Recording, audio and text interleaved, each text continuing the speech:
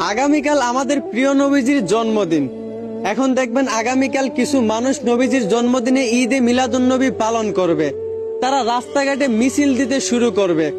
যেই সাহাবীরা আমাদের চেয়ে কোটি গুণ বেশি ভালোবাসতো আমাদের প্রিয় নবীজিকে, তারা কখনো নবীজির জন্মদিনে ঈদে মিলাদুন্নবী পালন করে নাই। সেই সাহাবীরা কখনো নবীজির জন্মদিনে রাস্তাঘাটে মিছিল দেয় নাই।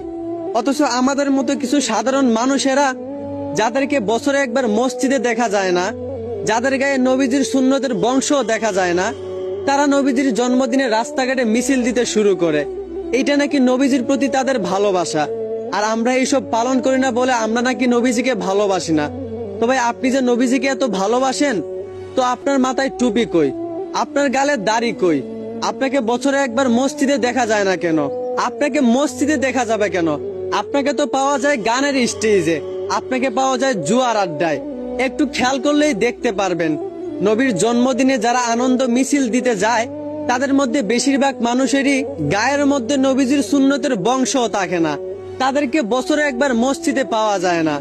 আবার তারা বলে তারা নাকি নবীজিকে নিজের প্রাণের চেয়েও বেশি ভালোবাসে। অথচ নবীজির ভালোবাসার জন্য মাথায় টুপিটা পর্যন্ত রাখতে পারলো না।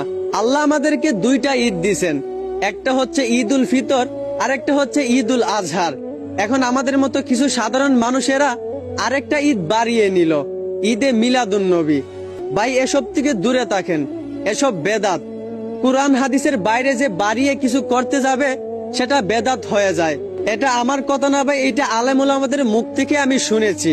অতএব আমার ভাই, যদি নবীজিকে আপনি মন থেকে ভালোবাসেন, তাহলে নবীজির জন্মদিনে বেশি বেশি নবীজির উপর দুরূদ পাঠ করেন। রাস্তাঘাটে চিল্লাইয়া কারো প্রতি ভালোবাসা প্রকাশ করা যায় না। চিল্লা চিল্লি কইরা নিজেকে মূর্খ আর পাগল প্রমাণ করা যায়। আশা করি বুঝতে পারছেন। ধন্যবাদ।